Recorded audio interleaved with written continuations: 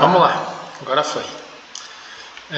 Então vamos lá, gente. Vamos falar hoje sobre o título, né, aqui do artigo, o impacto da hospitalização prolongada no sistema do músculo esquelético, né, no ambiente de UTI, né, principalmente. Critical care é UTI? Geralmente está se referindo a cuidados mais intensivos, né, mas não necessariamente não é essa palavra para UTI, né? A palavra para UTI é essa aqui, Intensive Care Unit, né? Mas aqui seriam cuidados de pacientes graves, né? Então vamos lá. Então a hospitalização na UTI, hoje em dia, ela já não é mais o último estágio, né, do indivíduo no ambiente hospitalar, né? Com a melhora, né, da questão de saúde coletiva, né, o indivíduo eventualmente agora ele vem e fica um tempo na UTI, mas ele sai da UTI e ele pode estar melhorando, né, tendo uma reabilitação.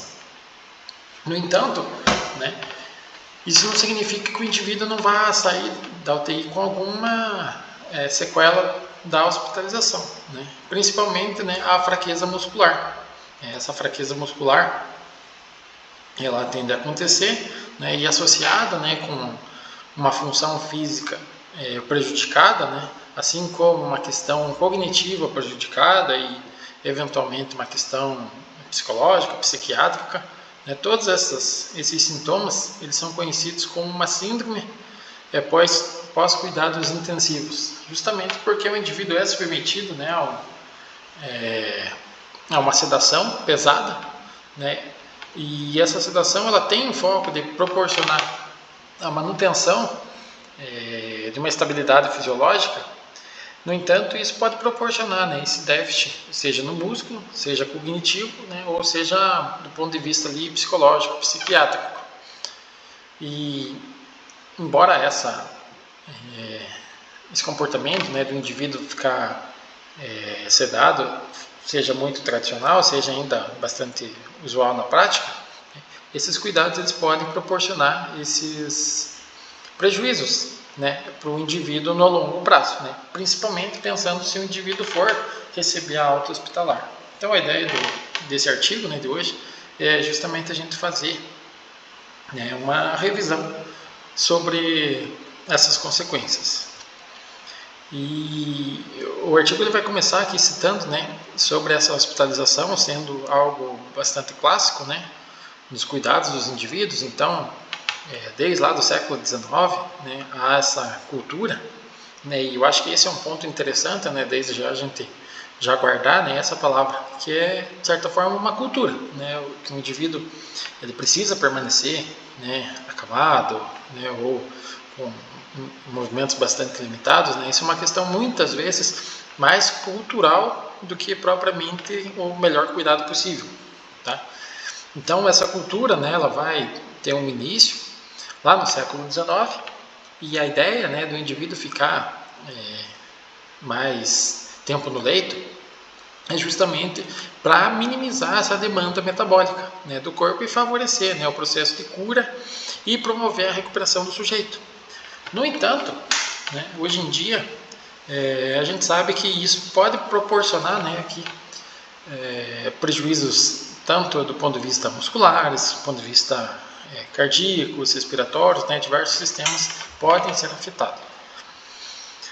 E os estudos, né, que buscam fazer essa avaliação, eles se dividem de algumas formas, e os estudos têm observado, né, que os músculos extensores da perna, né, os músculos do tronco são principalmente os grupos musculares mais afetados. Então eles são mais afetados quando a gente compara, né, os movimentos dos membros, né, seja do membro inferior quanto do membro superior. Então principalmente o músculo extensor da perna e os músculos do tronco são os mais acometidos. E esse acometimento, né, o estudo nem sempre ele vai ficar exclusivo para indivíduos que estão hospitalizados, né? Então você pode tentar de certa forma simular, né, os efeitos da hospitalização. Uma das formas de você simular é você simplesmente suspendendo, né, um membro, né, você evitando, né, o uso de um movimento. Então teve um estudo, né, tem diversos estudos que observam isso, né? Então, em um deles, né, nesse programa de 23 dias, onde o indivíduo mantém o membro suspenso, né, e evita de fazer o uso desse membro, foi observada uma redução da massa muscular de 5,2% dentro das 2 primeiras semanas e uma perda total, né, ao longo dos 23 dias de 10% da massa muscular do quadríceps. Então, como a gente comentou, né, esses músculos extensores da perna eles têm um prejuízo maior, né? Então a gente viu que nas primeiras semanas foi observado, né, um prejuízo geral de 5,2% e ao longo dos 23 dias, que era o desenho do estudo, 10% de perda de massa muscular no quadríceps. Uma outra forma de você simular, né, e aqui evidentemente que a gente fala em simulação, mas pode ter também, né, a avaliação real, né? Mas uma outra forma de você simular ou de você observar na prática é por meio dos indivíduos que permanecem com gesso. Então, alguns estudos lá que observam, né, indivíduos com algum membro engessado, né, observaram um prejuízo também em massa muscular na faixa ali de 10 a 14 dias. Então, nas 2 primeiras semanas já é possível de observar um prejuízo na massa muscular, né, num membro que esteja imobilizado por meio de um gesso. Eu, inclusive, sou a testemunha disso, né, e até meio é uma foto assim marcante, né, de ver quando eu fiquei com o tendão, né, quando eu tive que fazer a cirurgia do tendão. Eu fiquei 6 semanas com gesso, ou 8 semanas, não, 10 semanas com gesso. Fiquei 10 semanas com gesso. E aí quando você tira assim, é uma diferença impactante, né, porque uma panturrilha está, né, murcha, enquanto que a outra, né, está normal. Então é uma diferença assim bem grande. E você vê, apenas 10 semanas. E uma outra forma, né, é um ambiente ali de microgravidade, que também vai observar, né, um prejuízo de massa muscular ali nos primeiros dias. Então aqui, né, segundo um estudo, em 10 dias já em pessoas saudáveis, né, em idosos saudáveis. E essa, né, dependendo da qual forma, né, que você esteja estudando, né, simulando ou avaliando sujeitos que estejam de fato, né, com alguma forma, alguma doença ou algo nesse tipo, eles vão observar que há uma importante redução da massa muscular. E essa redução da massa muscular, de uma maneira geral, ela ocorre, né? Então há também uma redução, evidentemente, do tamanho, né, da fibra muscular e também uma troca do tipo de fibra, visto que a fibra do tipo 2, que são as fibras rápidas, elas têm uma redução, né, nas fibras do tipo 2 maior quando comparada às fibras lentas, as fibras do tipo 1. Então esse é um outro fator impactante e também ajuda a gente a entender por que alguns músculos, né, algumas regiões vai ter uma perda de massa muscular mais acentuada quando comparado com outro. Então, os músculos onde tem uma predominância de fibras do tipo 2 tendem a ter um maior prejuízo para um indivíduo que está inativo, né, que está não podendo realizar atividade com aquele membro. Então, esse imobilismo, além de proporcionar, né, essa falta, né, de uso do membro, ele pode proporcionar também uma ativação, né, de citocinas pró-inflamatórias, né, associadas, né, às espécies reativas do oxigênio, que vão proporcionar, né, a proteólise. Então essa perda de massa muscular, ela se dá também, né, devido a esse desbalanço da síntese e também da quebra da proteína. E, no entanto, um ponto interessante aqui para a gente se atentar é que, embora a gente veja, né, um percentual, a gente viu ali alguns estudos falando 5%, 10% de perda de massa, a gente pode observar até 40% de prejuízo na força, então, dentro da primeira semana. Então, embora a gente tenha uma perda de massa muscular um pouquinho menor, quando a gente avalia a força propriamente dita, capacidade de geração de força, esse imobilismo ele acaba sendo um fator ainda mais impactante, né? Então, embora já seja, né, um resultado bem desejado, né, essa perda de massa muscular, a perda da capacidade de geração de força é ainda mais acentuada. E isso acontece justamente porque outros fatores estão envolvidos, né, na capacidade de geração de força. Então, a interface neural, hormonal, né, de sinalização celular, todos esses componentes, né, eles podem ser alterados e prejudicados, né, pelo imobilismo. Por isso que a capacidade de geração de força ela tem um prejuízo maior quando comparado apenas à avaliação ali da massa muscular mesmo. Então, a partir daqui o estudo vai citando alguns outros órgãos, outros tecidos, outros sistemas que estão relacionados também de uma forma negativa com o imobilismo, né? Então, ele vai comentar da maior reabsorção óssea, e essa maior reabsorção óssea, né, vai proporcionar um balanço negativo no osso, que vai proporcionar a desmineralização do osso. Isso vai proporcionar um aumento do risco de fraturas, aumento da morbidade e da mortalidade, principalmente, né, no longo prazo, e principalmente se a gente estiver falando de uma pessoa mais idosa, de uma pessoa mais frágil. Só que essas mudanças, né, do ponto de vista ósseo, elas são um pouco mais lentas quando comparado às mudanças esqueléticas do músculo esquelético. E na verdade a gente vai observar que as mudanças no músculo esquelético são de fato algumas alterações mais rápidas e que persistem também, né? Uma coisa que a gente vai observar é que esses indivíduos, né, daqui a pouco a gente vai falar sobre outros sistemas, vai ter alguma alteração nesses sistemas, todavia, após a cessação do imobilismo, né, ou após a melhora clínica do indivíduo, esse sistema ele vai se ajustando, enquanto que no músculo esquelético não necessariamente, ou então o ajuste ele é mais tardio, comparado com outros órgãos. Então, nesses outros órgãos, a gente pode pegar os sistemas.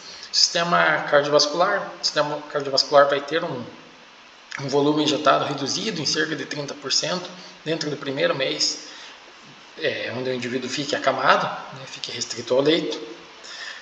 Isso vai proporcionar um aumento na frequência cardíaca de repouso, né, sinais de intolerância ao ortostatismo. Então, o indivíduo, e vocês eventualmente já passaram por essa situação aqui no hospital, o indivíduo está muito tempo parado, muito tempo só deitado, quando ele senta, ele já começa a passar mal, já começa a ter alguns sinais, né, uma sudorese acentuada e assim por diante. Então, um sinal de intolerância ao ortostatismo, né, diz que de repente só um indivíduo ficou sentado, imagina quando ele levantar, né, e essas alterações cardiovasculares, elas podem aparecer de uma forma breve, né, com 72 horas de inatividade, com 72 horas onde o indivíduo permaneça deitado no leito. O sistema respiratório também pode ser acometido, né? E esse acometimento do sistema respiratório pode proporcionar um desenvolvimento de atelectasia, né? Um fechamento lá do brônquio, e um aumento do risco do indivíduo desenvolver pneumonia, né? Que seria um desfecho, principalmente quando a gente fala de UTI, um desfecho bastante indesejado, né, que vai proporcionar um maior risco de mortalidade. E também outros problemas em geral, como o risco de eventos tromboembólicos, úlcera de pressão, alterações na resistência à insulina, desenvolvimento de delírio ou de prejuízos cognitivos e, como a gente falou na reunião passada, alteração do padrão do sono. Então, embora essa última frase aqui é uma frase importante, né, para a gente pensar, principalmente nós que somos, né, profissionais de educação física e eventualmente temos como um alvo principal o músculo esquelético, que aqui ele vai estar ressaltando aquilo que eu comentei agora há pouco, né, que em algumas situações né? Você normalizando a situação clínica do indivíduo, você reduzindo a sedação, o indivíduo começando a se movimentar um pouco mais, você atenua, né, os efeitos cardiovasculares, os efeitos pulmonares. Então, se o indivíduo começar a se movimentar um pouquinho, a questão do risco de pneumonia já diminui bastante, risco de atelectasia já diminui bastante. Do ponto de vista cardiovascular, a frequência cardíaca ela vai se ajustando, o risco de intolerância a ortostatismo quase que desaparece, né? Risco de eventos tromboembólicos também diminui bastante, úlcera, depressão, então nem se fala, né? A resistência à insulina ela vai ajustando, questão do delírio também, comportamento, os possíveis prejuízos cognitivos, tudo isso vai se ajustando, né? Na medida que diminui a sedação, na medida que o indivíduo começa a se movimentar um pouco mais. Todavia, o prejuízo que foi proporcionado no músculo esquelético não se reverte, pelo menos não na mesma velocidade. Então esse é um ponto importante, né? E essa situação, né, pode estar, se a gente fosse dar um nome para esse problema, né, o nome seria essa fraqueza adquirida na unidade de terapia intensiva, né, que seria essa sigla aqui. Opa!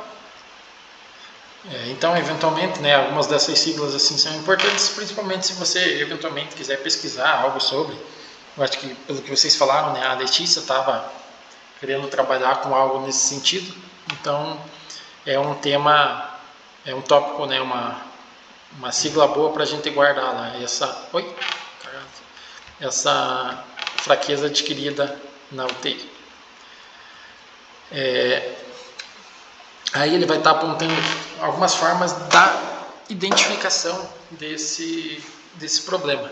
Então, essa fraqueza, ela precisa ser clinicamente, ou melhor, para ela ser clinicamente detectável, ela precisa de alguns exames, e a gente vai ver que esses exames nem sempre são possíveis, estão disponíveis. Então, a gente pode tentar observar por alguns sinais, né? Alguns sinais são essa flacidez simétrica, né, bilateral, a paresia do membro. A gente vai geralmente estar associada com uma hospitalização prolongada, com um momento na mortalidade. Então, esses são alguns, principalmente essa hospitalização prolongada, né, é um sinal que a gente tem, é um sinal de alerta, né, para a gente pensar em fraqueza adquirida na UTI ou fraqueza adquirida na hospitalização também. A gente não precisa focar apenas na UTI, né, porque a gente sabe que, eventualmente, se o indivíduo fica bastante tempo na clínica, ele vai ter, né, alguns desfechos semelhantes. Mas, principalmente, quando a gente pensa em UTI, a gente vai pensar em ventilação mecânica, e aí a gente vai ver que os indivíduos que foram diagnosticados com fraqueza adquirida na UTI, 25% deles receberam ventilação mecânica por um tempo maior que 7 dias. E isso por meio de um diagnóstico clínico, né? Opa, fiz uma cagada aqui. Vamos voltar.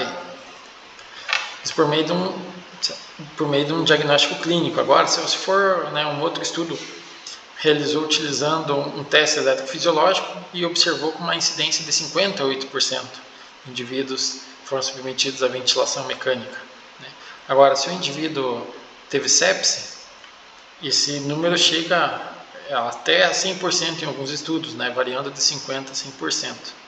Então, é bastante interessante, né, a gente pensar que esses indivíduos podem ter, né, esse tipo de problema.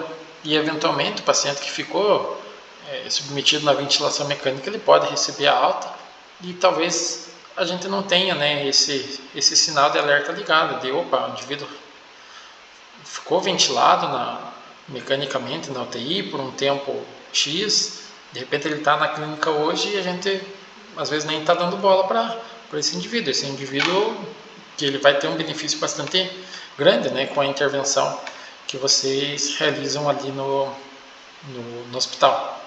Então, questão da ventilação mecânica né, e o tempo da ventilação mecânica é bastante importante. Eu lembro de um trabalho que a Gislaine, que foi fono no hospital, ela fez o TCR dela. Na época até eu que trabalhei com a estatística do trabalho dela. E, se não me engano, 4 dias de ventilação mecânica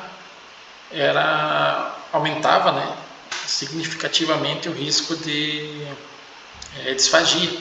Então, você vê né, que a ventilação mecânica, daí esse foi um sinal de alerta para elas, né, para dar prioridade ali de uma intervenção para o indivíduo que saísse da ventilação mecânica, né, para eles trabalharem ali, para evitar essa situação da disfagia. E a gente pode também pensar algo nesse sentido, né? Então tentar eventualmente focar nesses indivíduos, né, que foram ventilados, né, que desenvolveram sepse e assim por diante. Então uma forma de avaliação clínica para essa condição, né? Claro que alguns testes seriam né, mais interessantes, uma eletromiografia, né, um estudo de condução do nervo, né, uma biópsia, né, mas a gente não tem nada disso e não tem nem parte disso. Na verdade, o que a gente tem, o que é sugerido, né, de um ponto de vista clínico, é essa avaliação em 2 passos, né, e mesmo a avaliação em 2 passos clínica a gente já se bate, porque numa delas a gente precisa do dinamômetro, né, que infelizmente essas coisas estragam né, com o tempo, então, só que a velocidade dele estragar é sempre muito maior que a velocidade de reposição, né? Então, eventualmente, né, até parece que vocês adquiriram um ali, né? Não sei como é que vocês fizeram, tal, se alguém comprou ou se dividiram, mas enfim. Né? Mas você vê que às vezes até o dinamômetro, que é para ser algo básico, a gente já se bate. E a segunda forma, né, a segunda parte né, dessa avaliação em 2 fases, é também você fazendo a avaliação do RMC lá que vocês já fazem. Então, esse dá um check positivo lá, o hand grip, né, o dinamômetro às vezes está disponível, às vezes não está. Mas seriam essas, né, e quando a gente pensa lá no MRC, seria um score abaixo de 48 pontos, né, para você considerar essa fraqueza adquirida na UTI. Ou também, né, lembre sempre da fraqueza adquirida na hospitalização. Essa imagem é uma imagem interessante, deixa eu aumentar aqui para vocês, que de repente alguns estão no celular, hein? E também para quem vai assistir às vezes no vídeo lá, às vezes no celular também. Então, vamos sempre aumentar aqui.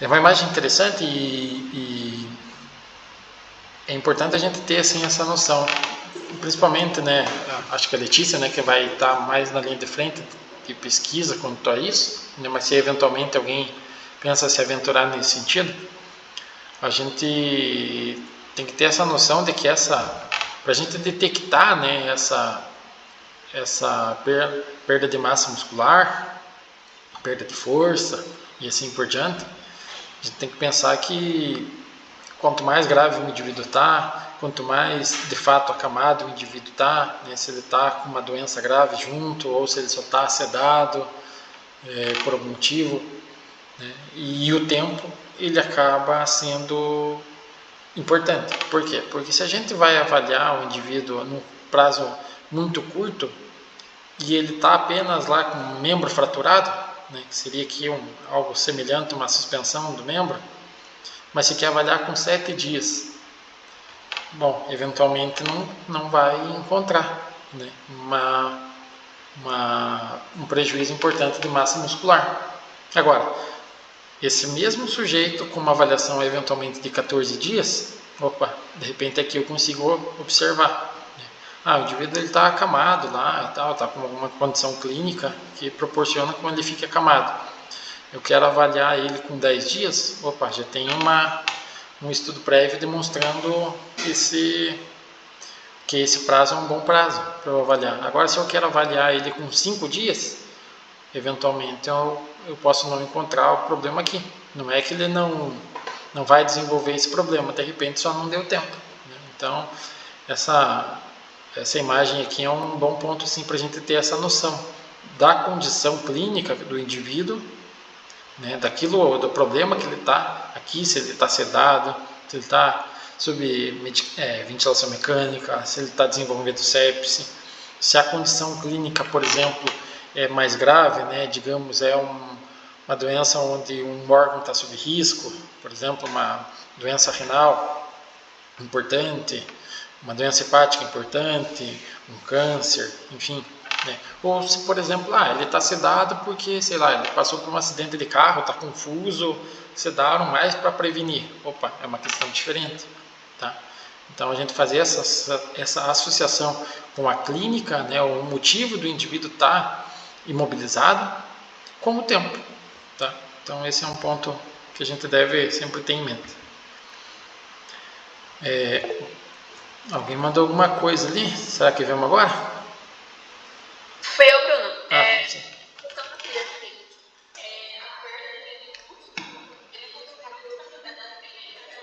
Essa associação de quantos dias mais ou menos tem essa perda ou não? Ou só foi mais uma pegada mais alta? Eu não entendi como assim, só o começo ali. No caso, para criar tudo bem. Eles consideraram a idade também para ter esse parâmetro ou mais no geral só? Entendi. Não, esse é mais um geral, né? É mais, na verdade, é uma pirâmide. Essa aqui é mais algo conceitual do que, digamos assim, mais prático mesmo. Né? É uma imagem mais para você ilustrar, para você mais ou menos entender o cenário geral. Né? Então, num cenário geral, o indivíduo que vai estar sedado, né, que vai estar com uma situação, digamos assim, ele vai ficar mais imobilizado que um indivíduo que está, por exemplo, só com gesso. Entende?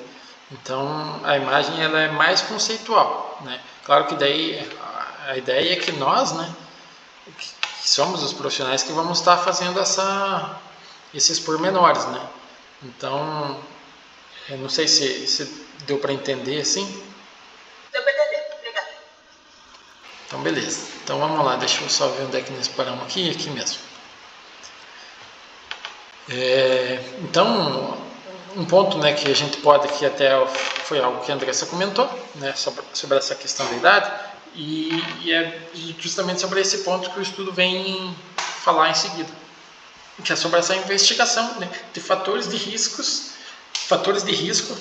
que eventualmente pode proporcionar esse desenvolvimento da fraqueza adquirida na UTI, fraqueza adquirida na hospitalização. Só que isso é muito difícil da gente dizer, né, sobre vários fatores de risco. Por quê? Porque são estudos com amostras pequenas, são estudos com falta de padronização, né, dessa definição de, por exemplo, definição da doença, definição da forma de sedação, definição da forma, do motivo do porquê o indivíduo está imobilizado, se ele está totalmente acamado ou não, né? O indivíduo que eventualmente ele só está deitado mesmo, mas ele pode andar se ele quiser. Enfim, esse tipo de padronização é muito complicado, né? Então é bastante heterogêneo, né? Também os cortes e os motivos de hospitalização em uma unidade de UTI. Né? Claro que a gente sabe que tem hospitais, né, e tem alguns cenários onde a UTI atende basicamente um tipo de condição. Né? Então a gente sabe que, por exemplo, lá no Hospital Bom Jesus tem a UTI coronariana, né? Mas em geral, né, os estudos eles têm essa heterogeneidade, então fica difícil você colocar alguns fatores de risco. Mas o que se sabe hoje é que a sepse é um problema, né? A presença de uma falha envolvendo um ou dois órgãos, né, um ou mais órgãos, na verdade, geralmente é um problema, né? E a severidade da condição clínica também é um problema. Né? Outro problema é a duração da ventilação mecânica, é o tempo total de hospitalização que o indivíduo vai estar. Por algum motivo, as mulheres elas têm os estudos apresentado como como um risco. Eventualmente pode ser porque os homens de repente estão morrendo no processo e só sobra a mulher, né? Então pode ser por isso também. Indivíduos, né, que têm uma hiperglicemia, né, que têm um controle glicêmico ruim, no período hospitalizado, né? E a quantidade, né, de tempo que o indivíduo permanece mesmo acamado, né, que ele permanece sedentário. Então, um outro ponto para se considerar aqui é que seja o imobilismo por si, seja a inflação,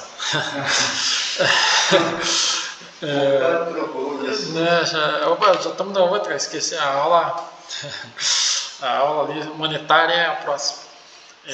A inflamação, elas vão ter ações sinérgicas, né, similares para promover a perda de massa muscular no doente crítico. No entanto, daqui a pouco, eu acho que um dos próximos tópicos, a gente vai ver que os mecanismos são diferentes entre si. Tá? Então, a sedação, aqui a gente vai ver, né, que os medicamentos sedativos, eles podem proporcionar, eles vão estar, na verdade, atuando de uma forma prejudicial, pensando em músculo esquelético. Né? Então, os sedativos do tipo GABA, eles vão estar diminuindo a estabilidade do músculo. Já a ketamina, os como é que é a tradução disso aqui? Barbiúricos, se não me engano, não lembro exatamente, alguém dá uma pesquisada lá depois e procura isso aí. Eles também tendem a estar relacionados com a diminuição do tônus muscular. Então essas medicações, né, elas vão estar atenuando esse transporte de fatores tróficos, como por exemplo aqui a neuroregulina que está citado, né, e isso também vai estar relacionado a uma menor a um prejuízo de massa muscular. Então, além da sedação, a gente vai ter outro problema no doente crítico, daí pensando também em doente crítico. Então a gente falou bastante no indivíduo que está acamado, mas a gente agora vai começar a associar essa condição do indivíduo acamado, né, do indivíduo imobilizado, né, por os diversos motivos, agora pensando também no doente crítico, né, no paciente que está com uma questão clínica importante. Então, de uma maneira geral, a gente sabe que o músculo esquelético, né, é regulado pelo balanço de síntese e quebra das proteínas, e se o indivíduo tem uma maior síntese do que quebra da proteína, ele vai estar exposto a um estímulo anabólico, então vai ter um balanço positivo. E se ao mesmo tempo, né, ao contrário acontecer, né, se for um estímulo catabólico, a quebra vai ser maior do que a síntese e vai ser um balanço negativo. Tá, tendo isso em mente, né, que já era algo conhecido por todos, essa interação do doente crítico, né, da doença propriamente dita, com o indivíduo que permanece acamado, ele vai proporcionar uma maior redução, uma maior perda de massa muscular quando comparado apenas ao indivíduo que está apenas acamado. Então, se ele está apenas imobilizado no leito, se ele está apenas restrito ao leito por algum motivo que não necessariamente está ligado à doença, né, a uma doença mais impactante, né, ele vai ter um prejuízo de massa muscular menor do que quando você associa à doença, né, o indivíduo que está com um problema mais sério do ponto de vista clínico e também está acamado. Esses pequenos, né, já curtos períodos de imobilismo já proporcionam, né, uma diminuição na síntese proteica, né, embora não necessariamente vai afetar a quebra proteica. Então isso vai proporcionar um balanço negativo. E um ponto interessante aqui é a gente pensar que o indivíduo ele vai ter uma certa resistência, né, à entrega de aminoácido. Então é isso que ele vai comentar aqui embaixo, né, que no doente crítico essa síntese proteica ela é reduzida mesmo se você oferta os nutrientes necessários. Então mesmo, né, aqui no hospital a gente tem equipe de nutrição, né, que tem o pensamento nesse sentido, então de fornecer, né, os nutrientes adequados, mas mesmo fornecendo, né, a quantidade de proteína adequada e às vezes até um pouco, né, superior, digamos, aos níveis basais, né, mesmo se tiver uma entrega de proteína maior, ainda assim a síntese é diminuída nesse indivíduo doente crítico, né? Por sua vez, né, a quebra proteica ela acaba sendo aumentada, então o indivíduo entra num estado catabólico mesmo, né, e que acaba de certa forma sendo meio paradoxal, né? De repente você não pensou nisso, mas você vai pensar agora, né? Porque eventualmente você pode ter pensado, puxa, mas tem nutricionista lá na UTI e o cara sai de lá só o fiapo, né? Será que eles não estavam se preocupando com isso? Na verdade estavam, mas é algo que não tem muito como você evitar.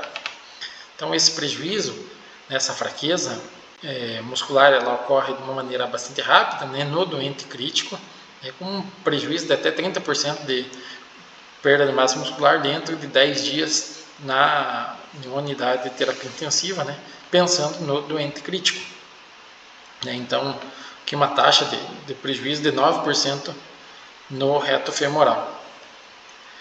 Nessas 72 horas, né, em um estudo observou essa taxa. E aqui ele vai citar, né, essa diferença de músculo. Nem todos os músculos vão sofrer da mesma forma. Isso vai estar muito relacionado com a função, né, evidentemente, de cada músculo. Aqui ele vai apontar sobre essa qualidade muscular, né, a importância não somente em quantidade, né, mas também a qualidade do músculo. Então aqui ele vai falar bastante sobre essa infiltração de um tecido não contrátil, né, por exemplo, tecido conectivo ou então do edema, dentro desse músculo esquelético, que vai proporcionar também, além de uma menor quantidade de músculo, mas também uma pior qualidade desse músculo. Essa sinalização que ocorre por meio do imobilismo, né, é bastante similar à que ocorre no indivíduo crítico, né, no doente crítico. Então, seja por meio do imobilismo, seja o indivíduo doente crítico, eles vão ter essas vias de ativação de morte celular e de ativação pró-inflamatória. No entanto, cada um atua de uma forma, né, mas ambos os processos eles vêm proporcionar, né, esse desequilíbrio do balanço de síntese e quebra de proteínas, né, ativando principalmente as vias proteolíticas, as vias que tornam esse balanço negativo, interferindo na sinalização da insulina, o que proporciona, né, uma resistência anabólica. Vamos ver o que mais que temos aqui.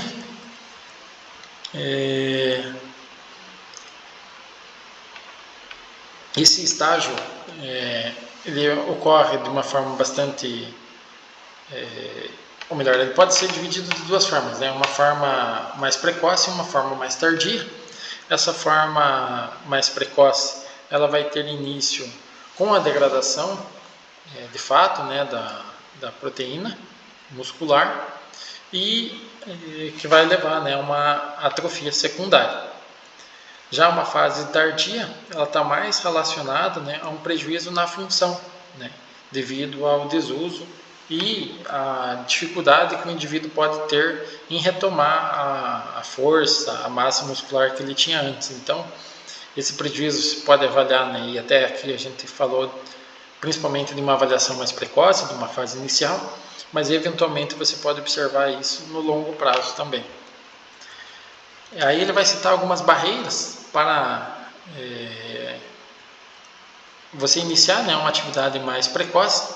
E quando a gente falou lá no início sobre cultura, era para a gente chegar nesse ponto, porque a gente vai observar aqui, um estudo fez esse levantamento, de que as principais barreiras, evidentemente, são a sedação, né, a presença de um tubo endotraqueal, e um potencial instabilidade hemodinâmica ou respiratória, enfim. E aí, quando a gente se depara com essas barreiras, você vai falar, puxa, mas essas barreiras talvez sejam insuperáveis. De fato. No entanto, 47% das barreiras estão relacionadas a fatores modificáveis. Então, alguns fatores, e a gente, né, quem está no hospital todo dia vai saber, que eventualmente o indivíduo pode se movimentar, né, tem uma certa liberdade, mas não, né, permanece, né, acamado, permanece restrito ao leito. Muitas vezes o indivíduo prefere ficar mesmo deitado, mais quieto. O indivíduo eventualmente tem essa cultura de que não, eu devo permanecer, né, restrito ao leito, né, eu não posso me esforçar muito e assim por diante. Medo de uma cirurgia que demorou muito para conseguir fazer, acabar em nada por perder, né? Então, quando a gente fala disso, a gente está falando da cultura, né? Então é uma mudança cultural que precisa ser realizada, né? Tanto do ponto de vista do paciente, quanto também do ponto de vista dos profissionais, né? Evidentemente, a gente muitas vezes põe a culpa no paciente, mas os profissionais, de uma maneira geral, né, de todas as áreas, têm que ter essa noção da importância, né, do indivíduo, mesmo lá no ambiente de UTI, um indivíduo crítico, né? Pensar também no pós, né? No pós-UTI, né? No pós-alta. Então, esse processo que muitas vezes a gente deixa para pensar no pós-alta, né, no dia da alta, acaba não sendo tão interessante. Muitas vezes a gente tem que pensar no pós-alta na admissão, né? E aí que está, né? Muitas vezes é uma quebra de paradigma que precisa ocorrer. Então, para reverter esses efeitos de imobilismo, né, a gente deveria pensar em métodos de sobrecarga.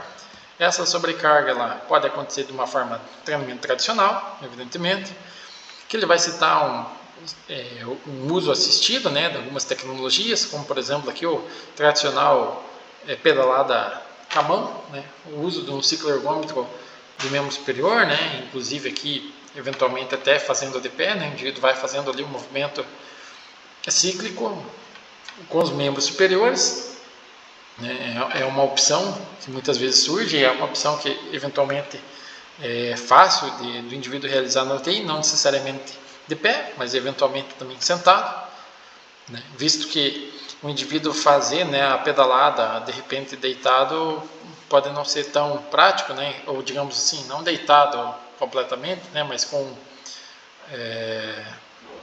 a cabeceira do leito ali levantada, né, e eventualmente ele já consegue pedalar com a mão, né, enquanto que com a perna não daria ainda muito certo, né, precisa ter a articulação ali do quadril um pouco mais livre para poder realizar o movimento. Então, esses estudos, né, vêm demonstrando, né, essa importância de realizar esse tipo de atividade, né, inclusive sendo um resultado promissor, né, o uso de, por exemplo, ali um ciclo de membro superior, né, que proporciona um atraso, né, no prejuízo que o indivíduo vai ter, né. Aí ele vai citar também de protocolos com estimulação elétrica, né, aquela estimulação direta, né, no músculo do indivíduo, né, e isso tem resultados inconclusivos. Aí, evidentemente, né, que para realizar uma reabilitação ativa, né, o indivíduo ele não pode estar sedado, né, evidentemente, senão ele não vai conseguir realizar. Então é importante, né, pensar também nessa otimização da sedação para que de fato o indivíduo venha realizar, né, senão fica um pouquinho complicado. E um ponto interessante que o estudo observou é que eles avaliaram, né, indivíduos que foi otimizada a sedação, né, que foi acelerada, né, esse processo de sedação, quando indivíduos que não foi acelerado. E eles viram que em 12 meses, um ano depois, não teve nenhuma diferença no teste de caminhada de 6 minutos. Daí você vai falar, nossa, mas então chega no final do estudo e você para pensar, nossa, só perdi tempo aqui, porque o indivíduo começou de repente mais tarde a recuperação e um ano depois ele estava igual. De fato. No entanto, né, essa mudança ao longo do tempo ela foi diferente, né? Então, um ano depois estavam todos iguais, mas de repente, se a gente avaliasse 3 meses depois,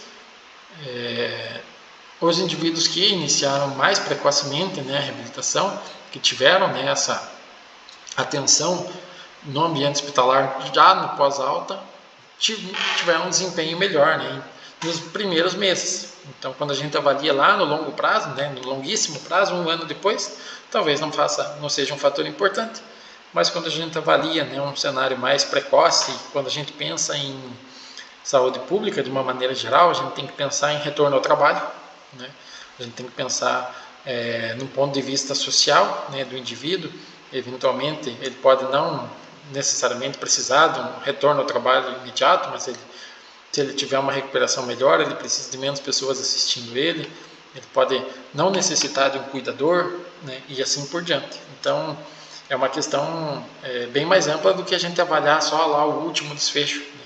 Como por exemplo o meu, né, do lado do tendão, 1 ano depois está jogando bola, dependente de como foi feita a reabilitação, de fato, né? Mas eventualmente para chegar a jogar a bola lá 1 ano depois, às vezes sofreu uma coisa, né, precisou de um gasto, enfim, né, teve uma situação, enquanto que pode ter sido uma situação bem mais tranquila de um outro ponto de vista.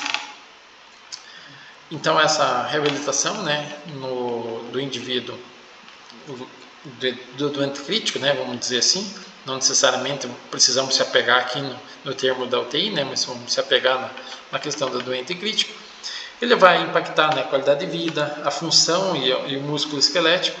No entanto, como a gente já está acostumado, né, quando a gente pensa em exercício no ambiente hospitalar, questão de tempo, dosagem, tipo de intervenção, isso não se tem uma resposta atualmente. Então, concluindo, né, que a imobilização prolongada é de fato, né, um efeito colateral do processo de hospitalização do indivíduo, que vai proporcionar uma redução rápida na massa muscular e pode ter um prejuízo também na questão de densidade mineral óssea e outros sistemas já nas primeiras semanas, né? Então a gente não precisa ficar muito tempo nessa condição para ter isso, e quando o indivíduo quando a gente está falando de um indivíduo com uma doença impactante, com uma questão clínica grave, esse processo todo é exacerbado. Beleza? Então vamos encerrar a gravação aqui para a gente fazer os nossos comentários.